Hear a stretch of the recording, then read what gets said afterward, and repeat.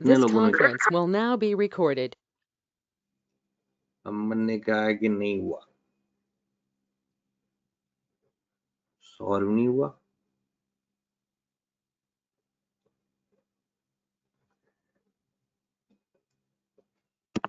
और किसी ने इसको हाथ लगाया, क्योंकि मेन तो कल करना ही यही था।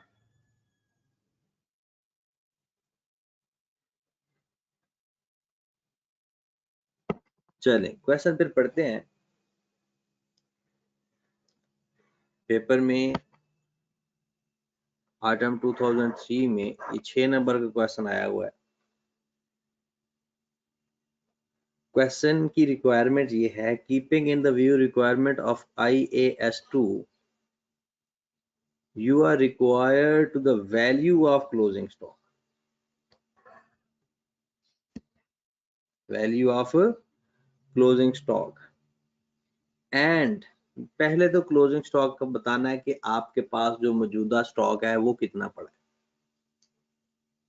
आपको पता है कि हम क्लोजिंग स्टॉक किस पे लिखते होते हैं, lower of cost and NRV। किस पे लिखते होते हैं, lower of cost and NRV। यहां तक फिर वो कहते हैं and the amount of profit. Profit से मुराद ग्रॉस प्रॉफिट और नेट प्रॉफिट, वहां उसकी बात कर रहा है। बैतुफैल brother limited for the year end, और आपने प्रॉफिट की वैल्यू बतानी, मतलब sale minus cost of sale और अदर एक्सपेंस अगर गिवन है तो। अब सवाल पढ़ते हैं। इस सवाल में आखिर क्या चीज है जो आपको समझ नहीं लगी।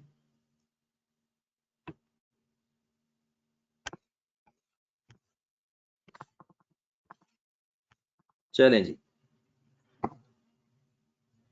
Tufail Brothers Limited has imported chemicals worth ₹450 million from the Singapore at landed cost 1000 per kg। कहते हैं जनाब आपने टोटल 400 मिलियन का कैपिटल खरीदा है, और खरीदा किस हिसाब से है, 1000 पर केजी के हिसाब से। ठीक है, ये अभी आपने खरीदा है 400 मिलियन का, और 1000 पर केजी के हिसाब से अगर मैं आपसे बात करूं कि आप 450 मिलियन, ये होता है जनाब 450 million at the rate of 1000। तो अगर मैं इसको 1000 पे डिवाइड कर दूं तो मैंने टोटल जो केजी खरीदे हैं 450,000 केजी खरीदे हैं।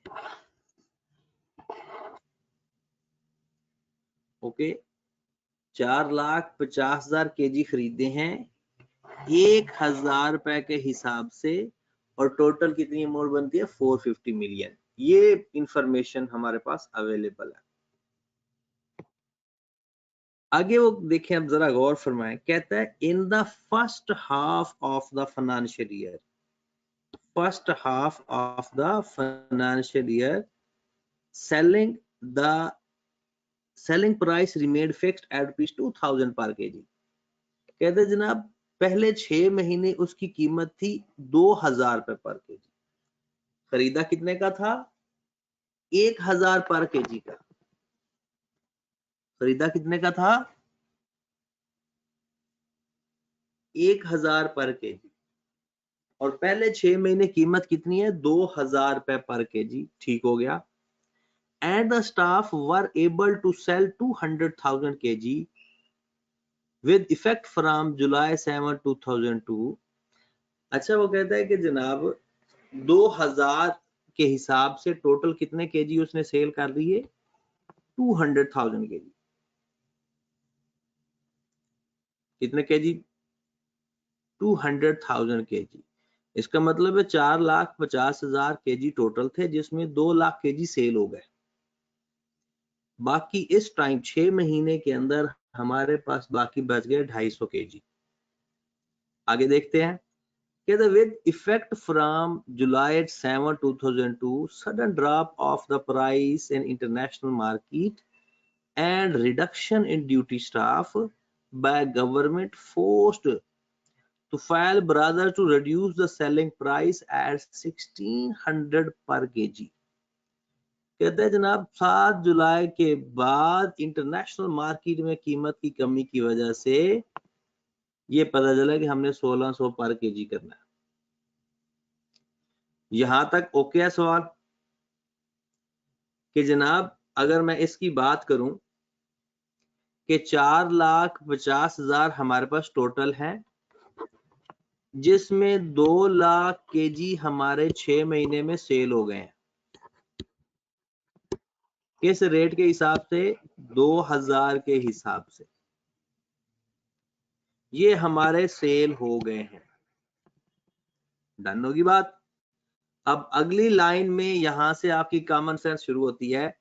साल का एंड है, कहते 31 दिसंबर 2002। स्टॉक वर्थ, वर्थ का मतलब उसकी कॉस्ट, स्टॉक कि उसकी कॉस्ट कितनी है, कितनी कॉस्ट पड़ी है उसकी? 1 लाख। कितनी कॉस्ट पड़ी है उसकी? 1 लाख। कहता है जनाब stock worth ₹100 million valued at original landed cost was unsold. 1 lakh का स्टॉक आपके पास अनसोल्ड है। लो जनाब, ये पहले 6 महीने में आपका स्टॉक सेल हुआ था 100 मिलियन। अगर मैं डिवाइड करूं इसको 1000 रुपए, तो मतलब 1 लाख केजी, ये आपका क्लोजिंग स्टॉक हो गया।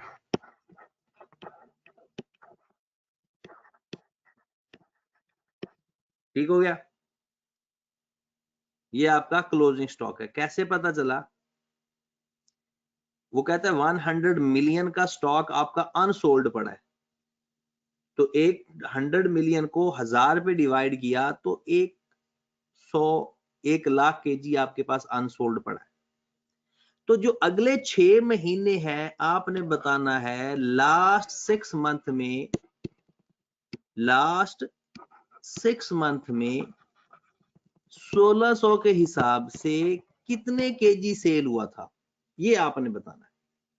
जल्दी से बताएं।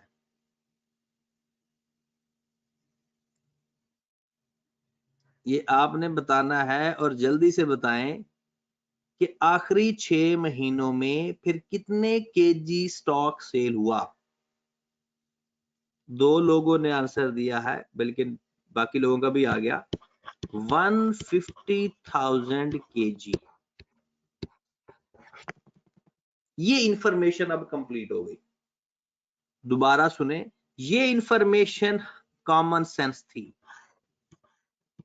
ये बस इस चीज को आपने देखना था कि जनाब जो आखिरी 6 महीनों की इंफॉर्मेशन उसने नहीं बताई, ये उसने बता दिया कि शुरू वाले 6 महीनों में 2 लाख केजी बिक गया, 1 लाख केजी पड़ा हुआ है, और लास्ट 6 मंथ के बारे में उसने नहीं बताया। तो वो अब हमें खुद पता चल गया कि टोटल 4,50,000 था, जिसमें से शुरू में 6 महीने में 2 लाख केजी बिक गया, 1 लाख केजी बचा पड़ा है, तो फिर 150,000 केजी हमारा आखिरी 6 महीनों में सेल हुआ है, जिसकी कीमत थी 1600।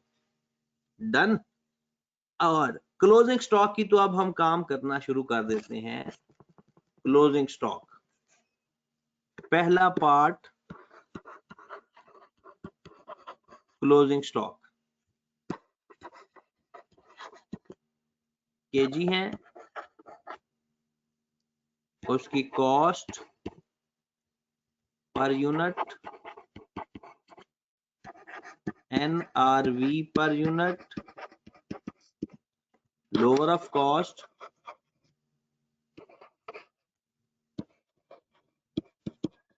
And NRV. जब भी वो क्लोजिंग स्टॉक की बात करेगा हम उसकी कॉस्ट और उसकी एनआरवी को आपस में कंपेयर करेंगे। जब भी वो कॉस्ट क्लोजिंग स्टॉक की बात करेगा, अनटिल एंड अनलेस के वो खराब ना हो या उसकी मार्केट वैल्यू कम ना हो। चलें जनाब, कितने केजी पड़ा है स्टॉक हमारे पास? 1,00,000 केजी। 1000 पर केजी के हिसाब से उसकी कॉस्ट है। 1,00,000 केजी 1000 पर केजी के हिसाब से उसकी कॉस्ट है।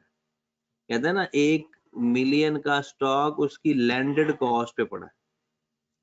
अब जरा गौर फरमाएं, कहते हैं Tufail brothers limited decided to further drop selling of the chemical 800 per KG in order to sustain the existing market share। कहता है कि अब मजीद तुफैल ब्रदर्स ने डिसाइड किया है कि उसको कितने का बेचेगा? 800 रुपए पर केजी के हिसाब से।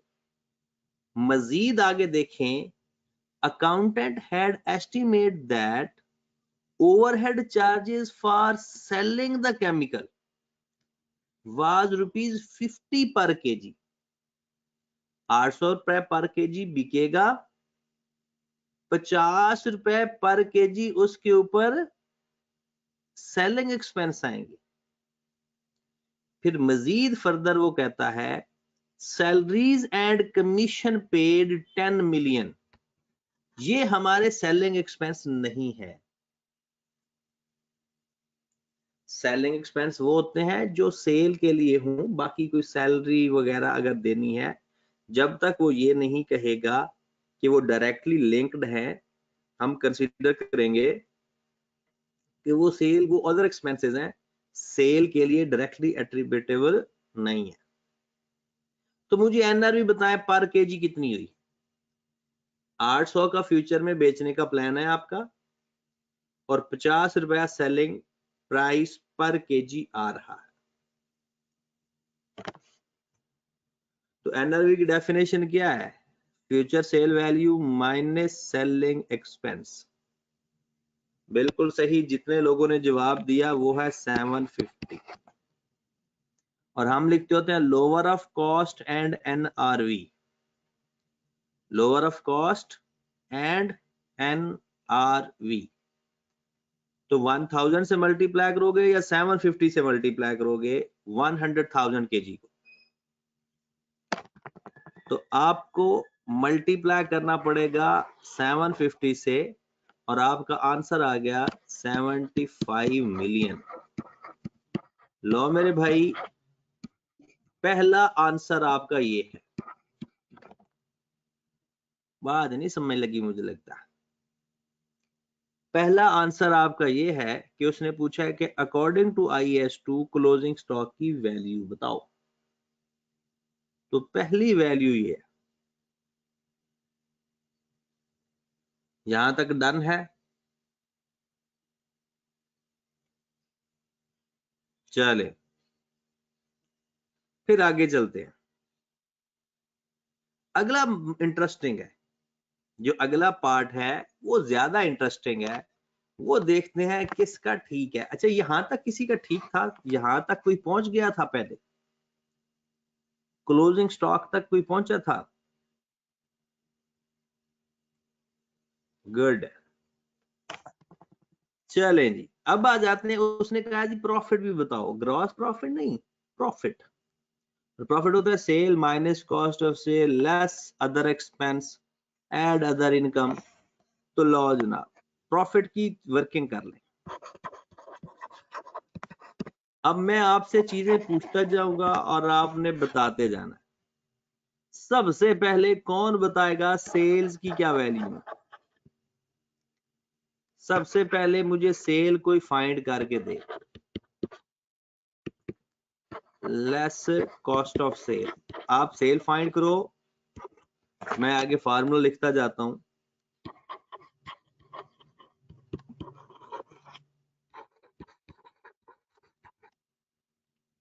हाँ जी जनाब, कोई बंदा मुझे सेल की वैल्यू बता दे।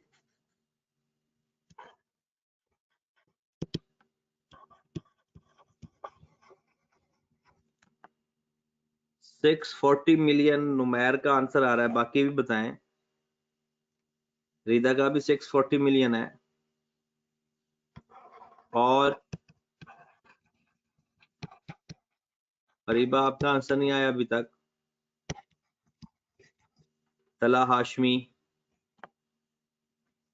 तला अफजाल का भी 640 मिलियन है। तस्बीहुल्लाह खान नजर नहीं आ रहा।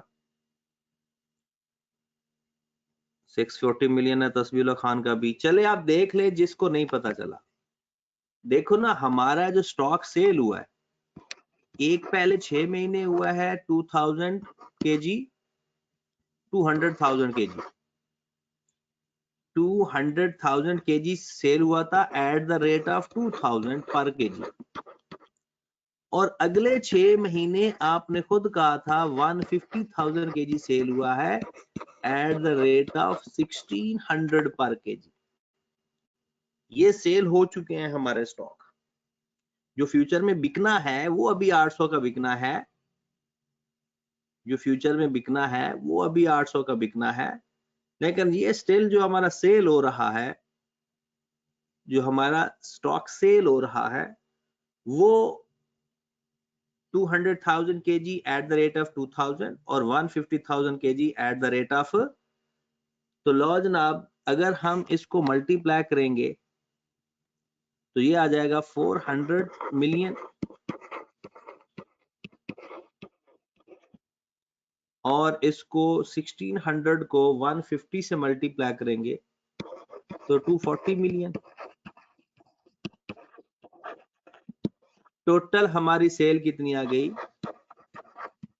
640 मिलियन। लो जनाब, ये बात तो काफी सारे लोगों को समझ लग गई। Working number 1 640 million.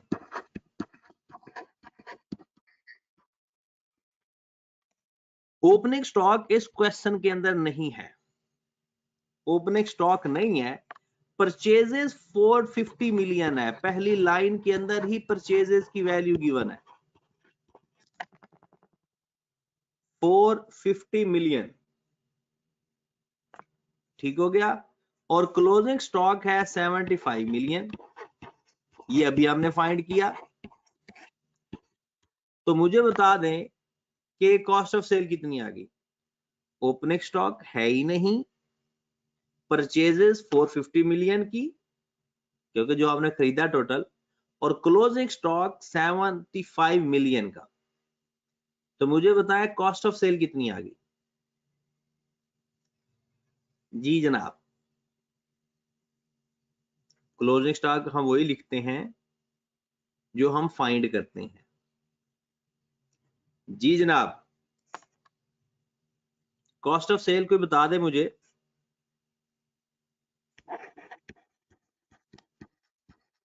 $375 million. Gross profit,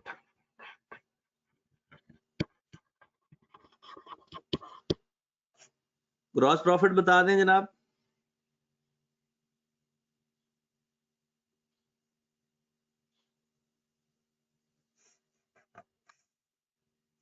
$265 million.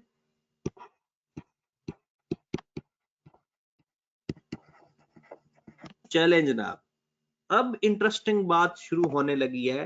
अगर वो हमसे ट्रेडिंग अकाउंट बनवाता या ग्रॉस प्रॉफिट की हद तक पूछता तो यहां तक आंसर ठीक था, लेकिन उसने तो प्रॉफिट पूछा है। हम करेंगे लेस अदर एक्सपेंसेस।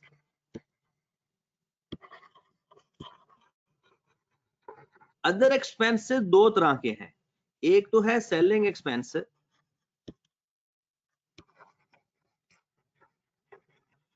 और दूसरे हैं salaries and commission.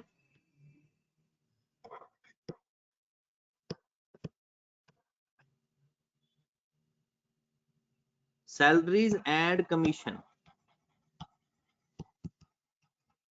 Salaries and commission बताया हुआ है 10 मिलियन,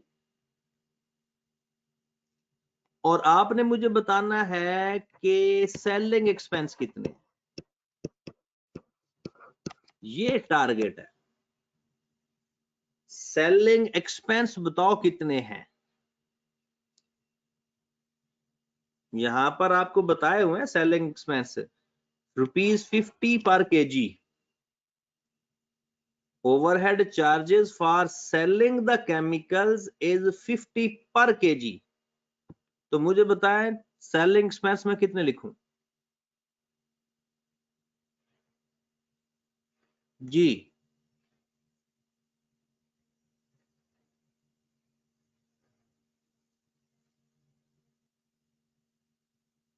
अभी तक किसी का आंसर आया नहीं।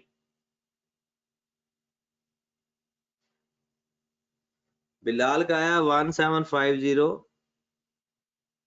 मोहम्मद अली का भी यही आया है।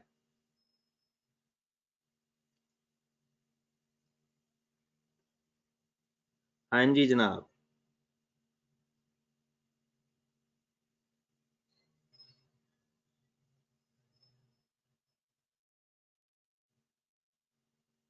अब जरा गौर फरमा लें,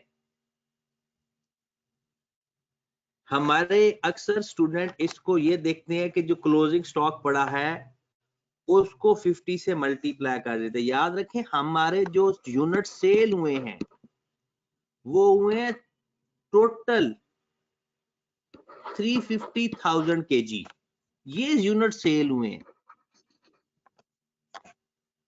क्योंकि सेलिंग एक्सपेंस उस पे आएंगे ना जो यूनिट सेल हो गए हैं, और ये एनआरवी के लिए भी काउंट होते हैं, वो क्लोजिंग स्टॉक में आता है। लेकिन आपके जो यूनिट सेल हुए हैं उस यूनिट्स पे 50 रुपया पर केजी आपका खर्चा आया है। जो 3,50,000 यूनिट सेल हो गए हैं उसको ही 50 से मल्टीप्लाई करेंगे ना, सेलिंग एक्सपेंस पर यूनिट 50 रुपए। तो ये हमारे पास वैल्यू आ जाएगी 175000000। ओके होगी बात कि 350,000 को 50 से मल्टीप्लाई करेंगे, करके देख लो। तो ये हमारे पास आ गया जनाब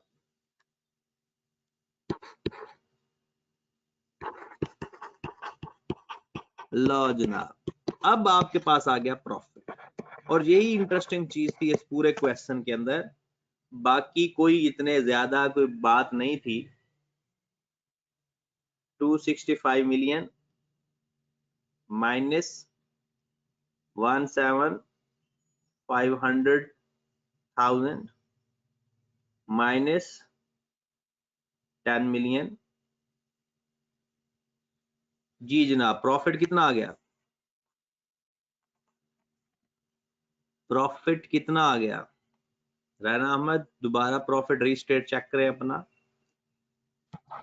237500000, ये आपका प्रॉफिट आ रहा है।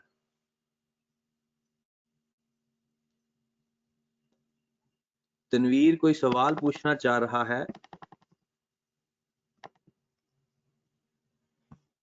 तनवीर ने सवाल पूछा है, सर आपने कल वाला लेक्चर का लिंक नहीं सेंड किया। सेंड कर दिया था मेरे भाई। तनवीर भाई कल वाले लेक्चर का लिंक, सारे लेक्चर्स का लिंक सेंड कर दिया था। हाँ जी जनाब। अब बताएं अपने हालात इस क्वेश्चन में कि सिवाय एक गलती हो गई होगी बच्चों से कि अक्सर स्टूडेंट्स ने ना वो जो क्लोजिंग स्टॉक है ना उसको 50 से मल्टीप्लाई करके लिख दिया। वो मेरे भाई वो तो क्लोजिंग स्टॉक अभी सेल ही नहीं हुआ,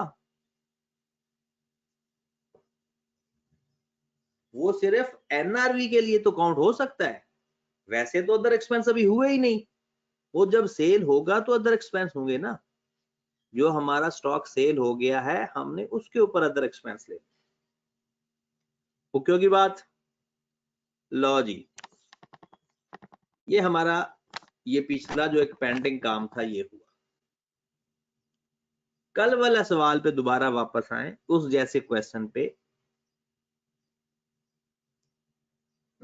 कि 2-3 मिनट वेट करें, मैं अभी दोबारा शुरू करता हूँ। 5 मिनट बस वेट करें। वैसे 5 मिनट ज्यादा है, बस 2 मिनट बाद ही मैं आता हूँ। ठीक है।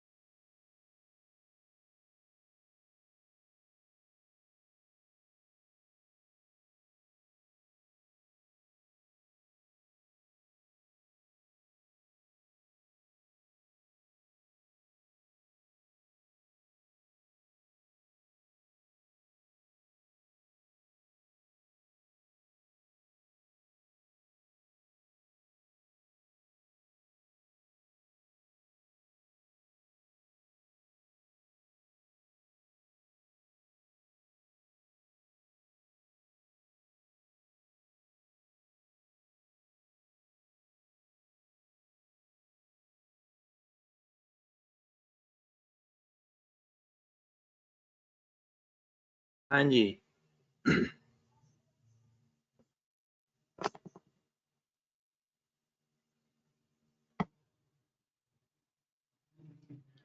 हमने सवाल किया था परपेचुअल सिस्टम में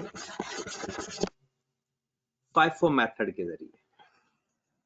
उसमें किसी को अगर कोई परेशानी है तो बताएं। हमने लास्ट टाइम क्वेश्चन किया था परपेचुअल सिस्टम में FIFO मेथड के जरिए। आज हमने सवाल करना है परपेचुअल सिस्टम में वेटेड एवरेज के जरिए, यानी सिंपल सवाल। और कल के दिन हमने एक बहुत बड़ा सवाल करना है, ठीक है? तो अभी perpetual system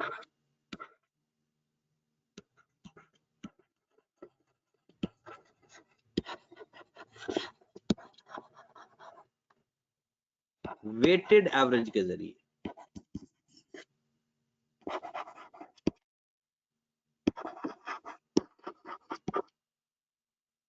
perpetual system weighted average के जरिए।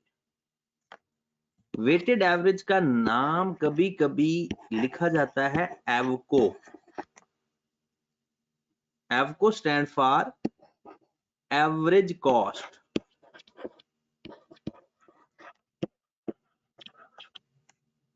यानी ये कॉस्ट फार्मूलाज कहलाते हैं। FIFO मेथड और वेटेड एवरेज मेथड क्या कहलाते हैं? Cost formula. डन होगी बात? चले जी, एक सवाल हम अज्यूम करते हैं जैसे कल किया था और उसको सवाल को करने की कोशिश करते हैं जी। सपोज दैट वो कहते हैं जनाब मिस्टर के has balance of stock 100 kg या 100 units at the rate of 10 each. At the rate of 10 each. At 1/1/2021.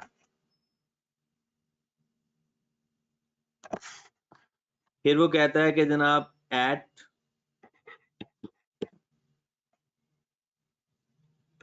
5/1/21 he purchased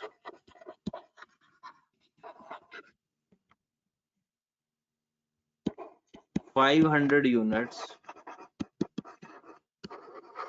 at the rate of 12 each.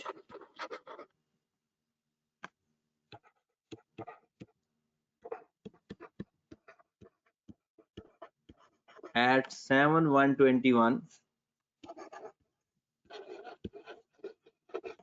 he sold 400 units at the rate of 25 each.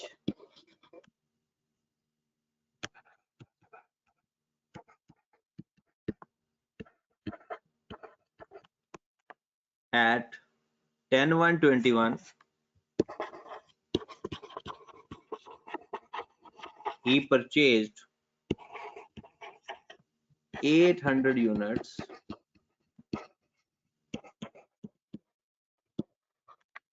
at the rate of 15 each.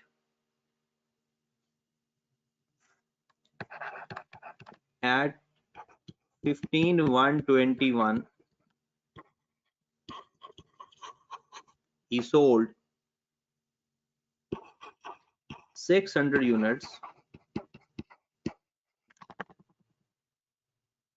at the rate of 25 each.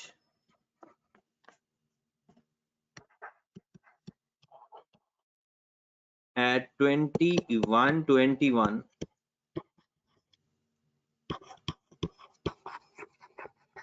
he purchased 200 units at the rate of 16 each. Suppose हम समझते हैं बस यही transaction है, पहले basic समझते हैं, जैसे कल FIFO मेथड सीखा, आज वेटेड एवरेज से देखेंगे, और कल फिर इन्हीं दो मेथड को कोशिश करेंगे कि दोनों हो जाए, लेकिन मुश्किल होगा, एक हो जाएगा, एक क्वेश्चन आप हमारा हो जाएगा इंशाल्लाह। चलें जी, अब इस सवाल का फॉर्मेट वही है, पहले आप रिक्वायरमेंट लिख लें। रिक्वायरमेंट में पहली रिक्वायरमेंट वही है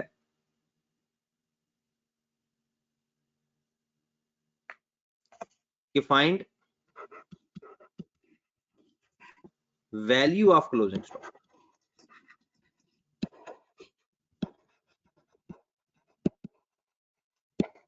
find value of closing stock. दूसरा कॉस्ट ऑफ सेल्स फाइंड कर लेते हैं। तीसरा ट्रेडिंग अकाउंट बनवा लेते हैं।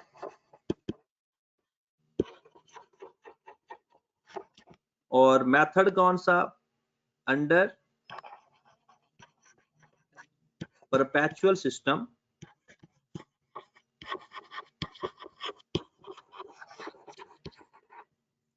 with weighted average.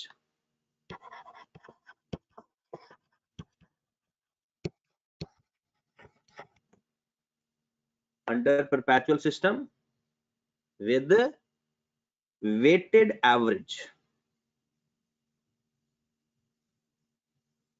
जी जनाब,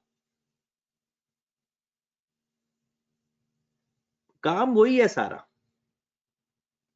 काम सारा वही है।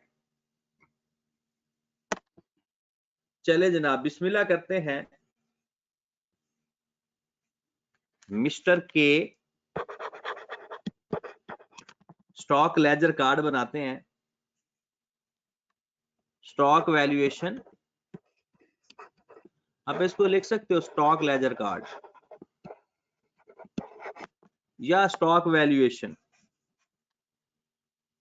डेट,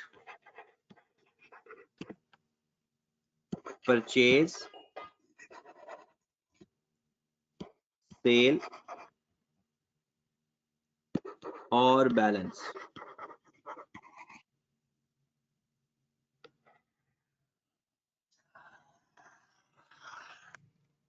डेट भी लिख लेंगे, परचेज भी लिख देंगे, सेल भी लिख लेंगे और बैलेंस भी लिख लेंगे।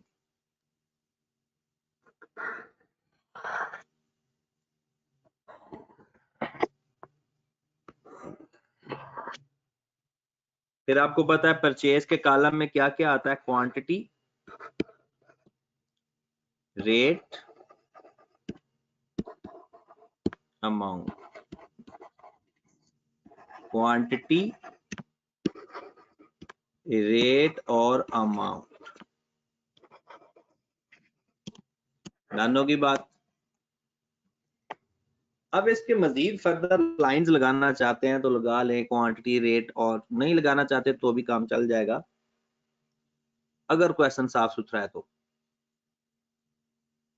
जी, सबसे पहले 121 को हमारे पास स्टॉक पड़ा है 100 यूनिट 10 रुपीज ईच के हिसाब से। पहले तो हम अपना बैलेंस लिखेंगे जो ऑलरेडी अवेलेबल है, अगर हमारे पास ऑलरेडी स्टॉक अवेलेबल है तो हम वो लिख लेंगे। डन होगी बात। चलें जी, नेक्स्ट पे चलते हैं। नेक्स्ट है हमारे पास 5 तारीख को, क्वेश्चन आपके सामने है। हमने 500 केजी खरीदा 12 के हिसाब से। 500 केजी खरीदा 12 रुपीज के हिसाब से 6000। अब जरा गौर फरमाएं कि आपने FIFO मेथड होता था तो बैलेंस में लिखते थे 110 का अलग और 512 का अलग, लेकिन वेटेड एवरेज मेथड के अंदर आपने उसका एवरेज रेट लेना होता। वेटेड एवरेज मेथड के अंदर आपने उसका एवरेज वेट लेना होता। ओके होगी बात? तो एवरेज वेट लेते कैसे हैं? सबसे पहले आप गौर फरमाएं जरा, यूनिट्स को यूनिट्स में ऐड कर देना है और अमाउंट को अमाउंट्स के अंदर ऐड कर देना है। यानी आपके पास 1000 स्टॉक पहले पड़ा हुआ है 1000 का और 100 यूनिट थे, ठीक है। आपने क्या करना है, 1000 में 6000 ऐड किया तो वो 7000 हो गया और 100 में 500 ऐड किया तो वो 600 हो गया। अब 7000 के अंदर 7000 को डिवाइड कर दें 600 पे, 7 डिवाइड कर दें 600 पे, तो आपके पास एक रेट निकल आएगा 11.67। वेटेड एवरेज रेट फाइंड हो जाएगा। क्या फाइंड हो जाएगा? Weighted average rate. क्या फाइंड हो जाएगा? Weighted average rate. बस हो गया काम। फिर उसके बाद 7 तारीख को आपने 400 यूनिट सेल किए और जो अब सेल जो 400 यूनिट करेंगे, FIFO मेथड में तो होता था फर्स्ट इन फर्स्ट आउट, लेकिन यहां पर एवरेज रेट लेना है। यहां पर क्या लेना है? एवरेज रेट लेना है। तो 400 को मल्टीप्लाई करें जरा 11.67 से। 400 को जरा 11.67 से मल्टीप्लाई करके बताएं। 4668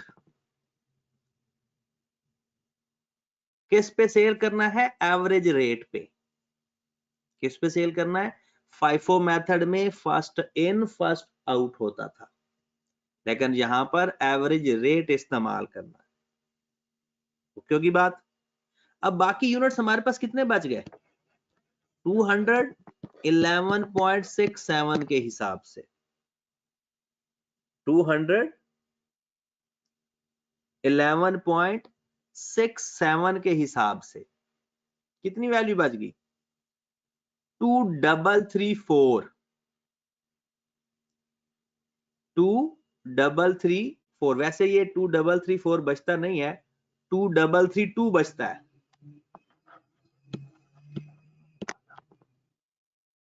कैसे पता चला? वो भाई टोटल 7000 भी तो होना चाहिए ना। ये जो 2 रुपए का फर्क आ रहा है ना, ये राउंड ऑफ की वजह से आ रहा है। ये जो 2 रुपए का फर्क आ रहा है ना, ये राउंड ऑफ की वजह से आ रहा है, क्योंकि वो था 11.666666 और हमने ले लिया 11.67। तो ये जो 2 रुपए का फर्क आ रहा है,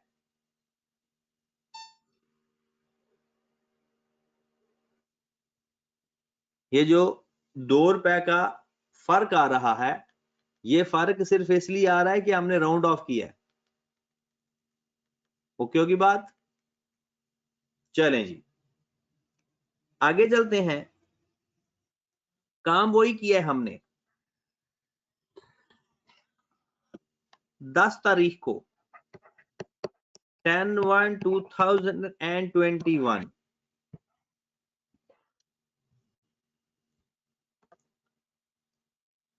10 तारीख को हमने फिर यूनिट खरीदे हैं। तस्बीहुल्लाह खान कहता है कि 11.67 कैसे आया? तस्बीहुल्लाह खान, हमने एवरेज रेट फाइंड किया था। जरा गौर फरमाएं, आपके पास 100 यूनिट पहले पड़ा था, 500 यूनिट आपने फिर खरीदा, तो टोटल हो गया 600 यूनिट। 1000 पहले वैल्यू थी,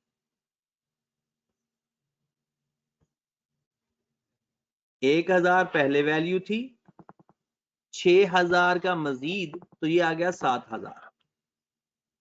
हमने 7000 और 600 को आपस में डिवाइड किया तो एवरेज रेट फाइंड कर लिया। इसे कहता है वेटेड रेट या एवरेज रेट। चलें जी, 10 तारीख को आ जाएं। 10 तारीख को आपने कितने यूनिट खरीदे थे? 800 यूनिट, सॉरी, हाँ जी, 800 यूनिट ही खरीदे हैं 15 रुपए के हिसाब से। 800 यूनिट खरीदे हैं 15 रुपए के हिसाब से।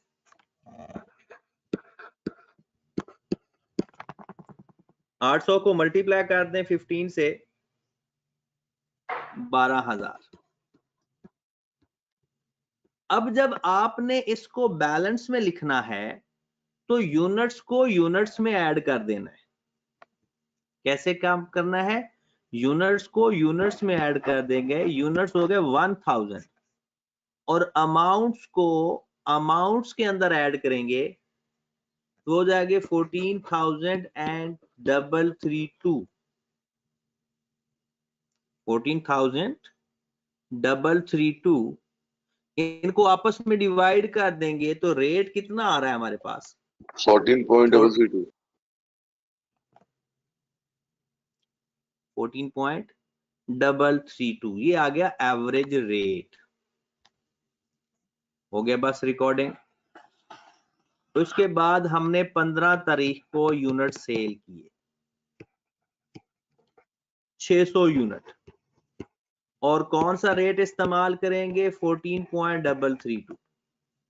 जो एवरेज रेट होता है फाइफो के अंदर फर्स्ट इन फर्स्ट आउट, और वेटेड एवरेज के अंदर जो एवरेज रेट आ रहा होता है उसी पे ही सेल करते हैं।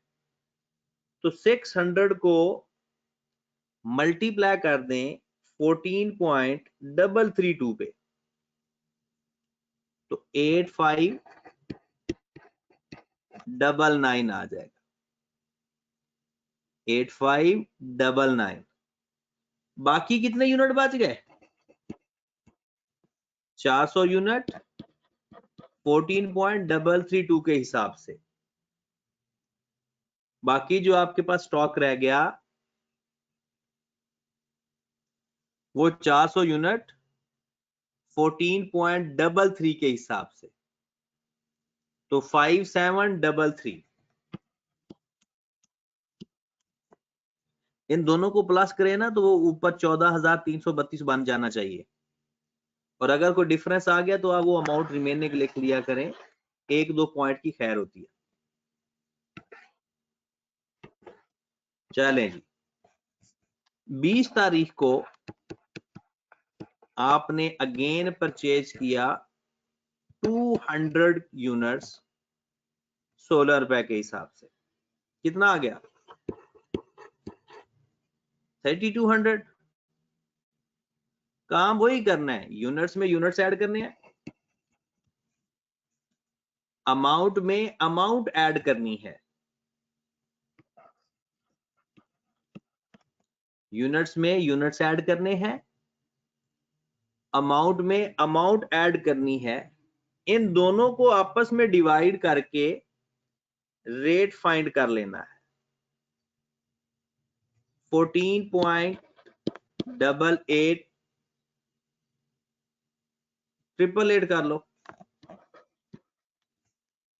14.88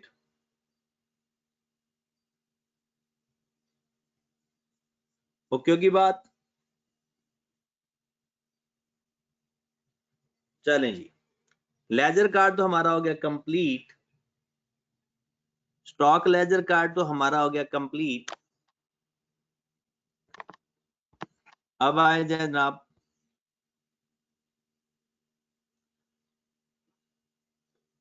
सबसे पहले हमने बताना है जनाब हमारा क्लोजिंग स्टॉक कितना है।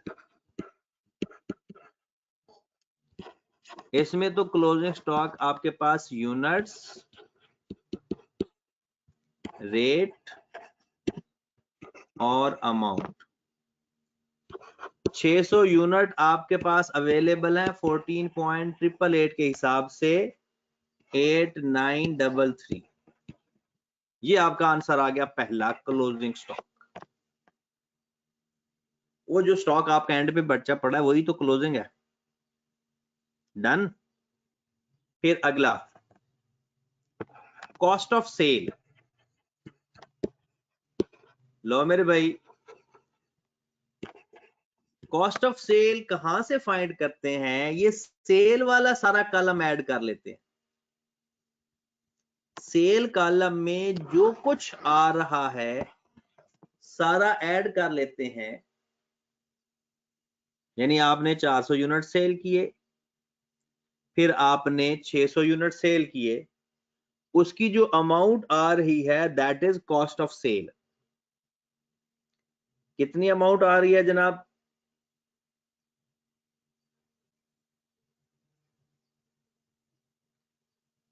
One 13,267 13,267 cost of sale perpetual system में डायरेक्ट आ जाती है। और तीसरा उसने हमसे पूछा है ट्रेडिंग अकाउंट, मतलब सेल्स लेस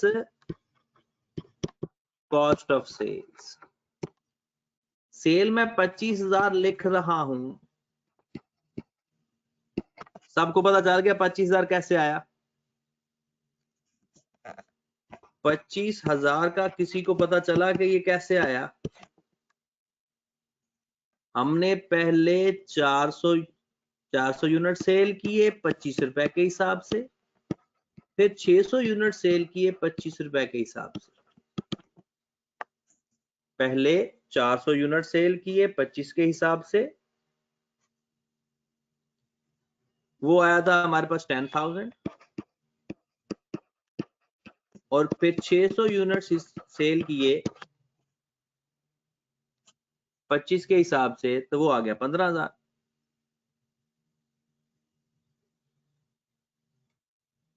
तो अब हमारे पास ग्रॉस प्रॉफिट आ गया सर जी। ये सेल्स में फाइंड करते हैं, इसकी वर्किंग शो करना जरूरी है क्वेश्चन में, या ये ऐसे भी? डायरेक्ट कर सकते हैं, डायरेक्ट कर सकते हैं। ठीक है जनाब। तो आपने कल जो क्वेश्चन करने हैं, जो क्वेश्चन घर से करके आने हैं कल के लिए, वो आपने पास्ट पेपर का क्वेश्चन नंबर 1, FIFO और वेटेड एवरेज दोनों के जरिए करना है सवाल। और क्वेश्चन नंबर 2, ये 2 सवाल करने हैं, क्वेश्चन नंबर 1 और 2। ठीक है जनाब। ये आपने ग्रुप में सेंड किया पीडीएफ? हाँ जी, ये पीडीएफ सेंड किया हुआ है। तो आपने पास पेपर का क्वेश्चन नंबर 1 और 2 करना है, और कल इंशाल्लाह हम इसके बड़े क्वेश्चंस की तरफ चलेंगे। ठीक है जनाब। ओके जी, अल्लाह हाफ़िज़।